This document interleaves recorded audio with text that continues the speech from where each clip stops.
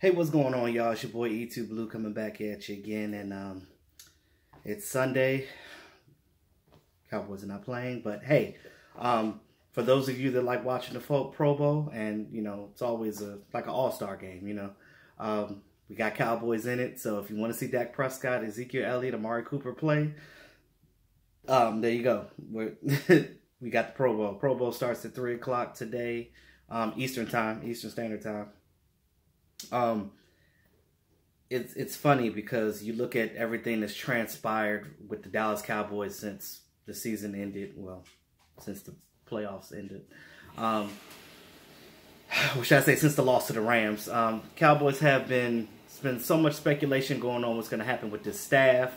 I mean, really, the offseason is technically hasn't started for the main offseason, but for the Cowboys it has. And like we said, Scott Linehan is not here anymore. That's one big move that we had.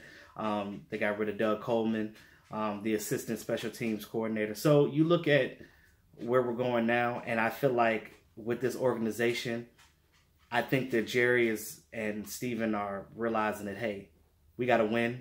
We got to win now. We have a young team. We have just turned 25-year-old quarterback. We have a 24-year-old #1 wide receiver. We got Ezekiel Elliott, that's one of the best running backs in the league right now.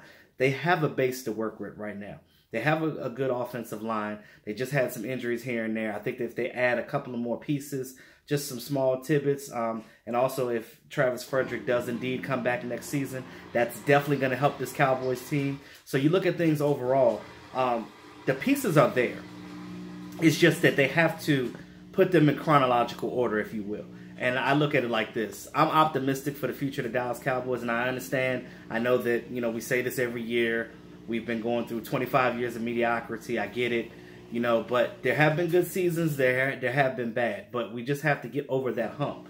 There's been speculation, and people always say that, Jerry Jones is more focused on his money than the game. I can't blame people for making that assessment, because sometimes when you think about it, it does seem that way. But you look at different things that that we're doing right now. Now Scott Linehan's gone. They have a contingency plan. So what the plan going forward is, I think that, since the Cowboys are, the staff is coaching in the Pro Bowl, there's not a lot of decisions going on right now, but we can assume that Kellen Moore is going to be the offensive coordinator for this team. Dak Prescott itself is wanting him to be that. He's on the podium for that. Again, like I said, everybody that's so hard on Kellen Moore, and I have been too. I will admit that. But, when you stop and sometimes you got to rationalize things. Sometimes you have to stop and think. Right now, what we have, you look at what Kellen Moore has done. He's the most winningest quarterback in, I guess, college football history, in Boise State's history as well. 50 wins, 3 losses, I think. He is, and I think he wasn't drafted because, one, he was too short. I guess they couldn't, a lot of teams didn't want a left-handed quarterback, and he wasn't that athletic. But his mindset, he knew the X's and O's. He knows how to read offenses and defenses. He make a great coach. And this is the reason why the Cowboys wanted him to retire early to become a coach. I get that. And I'm going to explain some things to try to put some narratives, to try to get you to understand what I mean, the point I'm trying to make. So, Kellen Moore, he gets undrafted. He's undrafted. He goes to Detroit. He makes the team. He's there for 3 years. He doesn't have any regular season snaps, but he's the backup to Matt Stafford. You got a great quarterback right there. You're not going to beat him that job. He then comes to Dallas, and, of course, Linehan comes too at that point. He played 3 seasons with Dallas. I think he had 2 or 3 starts for the Cowboys because of injuries. He's played some time with us. He's been in this system a while. He knows the offense and defense here with Dallas Cowboys. I think that him being an offensive coordinator, if that indeed happens, I'm pretty sure we'll find out this week coming after the Pro Bowl stuff. But I don't think that it's going to be that bad. I mean, first of all, when your starting quarterback is advocating for this guy to be that position, I can't do nothing but respect that. Because if your quarterback wants that, obviously Dak wants to win. He doesn't want to be mediocre. The plan was that, well, the plan now is different than it was before. When Linehan was here, Linehan called all the plays. It was what he wanted to do, this and that. Kellen Moore, from the outside looking in, it looks like Kellen wasn't doing a damn thing. Now, but Kellen wasn't making any decisions. Kellen wasn't calling plays. All Kellen was doing was just having conversations with Dak. That's all it was. But again, the plays that were being called were directly through Scott Linehan. Jason Garrett had nothing to do with game day play calling. Only thing he did was maybe call challenges and maybe game time decisions on whether they're going to kick a field goal or go for a touchdown or whatever the case may be. That's what Garrett does during the games.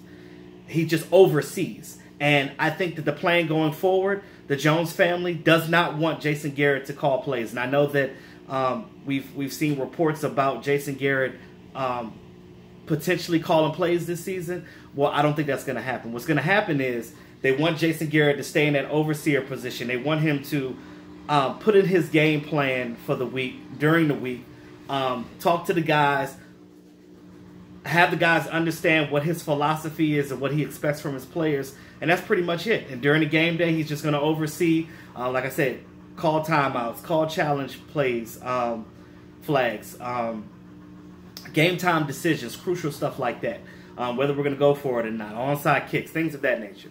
So that's pretty much what he's going to do game day. Game day is going to be John Kitna is going to be the quarterback's coach. Kellen Moore is going to be the offensive coordinator. And Doug Nussmeier is going to be the tight ends coach, like he already is. And Sanjay Lau is probably going to have some input too from the wide receiver coach perspective. But I think that what's going to happen is going to be a mixture of Kitna, John Kitna, Kellen Moore, and Doug Nussmeier. They're going to be basically the ones that are going to collectively help out Kellen as far as calling the plays. Now, do I think that Kellen Moore could be a great play caller? Yes. If you've seen what he's done in college, I went back and watched a lot of his Boise State stuff. I went on like the Boise State, I was like looking at stuff. I was like, come on, I need to find out more, because I already knew that he won a lot of games in college. We already knew that. But, you know, we had this perception of Kellen like, oh, he can't do anything because he's under Scott Linehan. Well, just because they both came from the Lions doesn't mean they have the same mindset.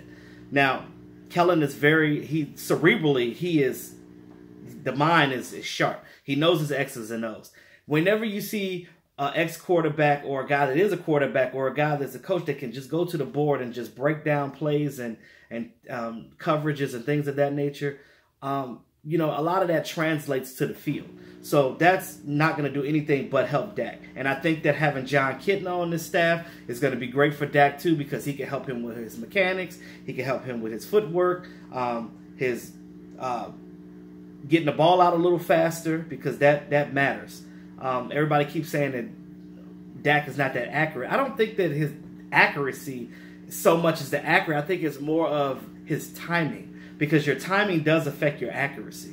Because if you're late on the ball, it's a point second from being in front of the receiver or behind the receiver, and the receiver has to make an athletic play to catch the ball if it's not in the right place. So that's what I was going with that. Now you look at like I said, with John Kitna, he's definitely going to help Dak grow and maturate during his process. I think that this is going to be a good thing. We don't know what's going to happen next season. It's still early in the offseason. We still got to get these free agents signed. And, of course, I'm going to do another video on the free agents, and I'm going to do a list on that this week. I'm also working on my video and getting all my information. I'm going to do a year in review. I still got that on tap, but I just wanted to chat with you guys today. I've been real busy trying to get things together, but yeah, but I'm still here, y'all. So let me know what you guys think. I just try to keep an optimistic standpoint about Kellen.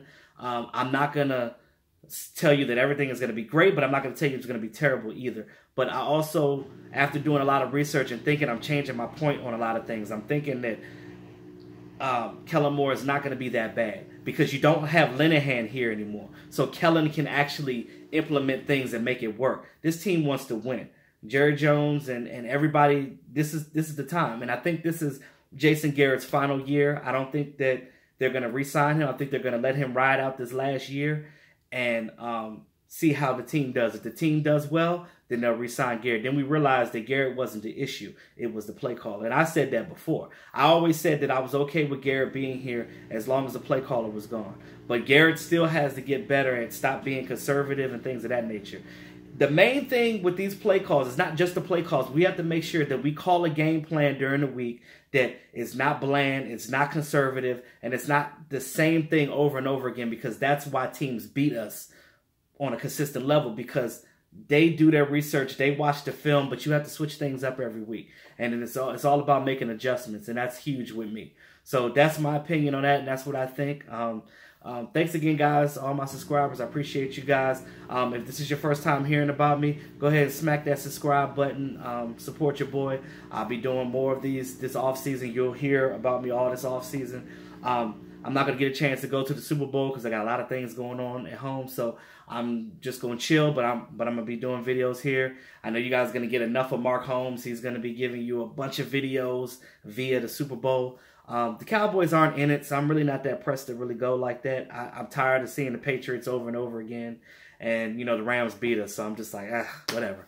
So with that being said, y'all, this is your boy E2 Blue. Always keeping it real here with my dog Coco. I'll holler at y'all. Have a great day.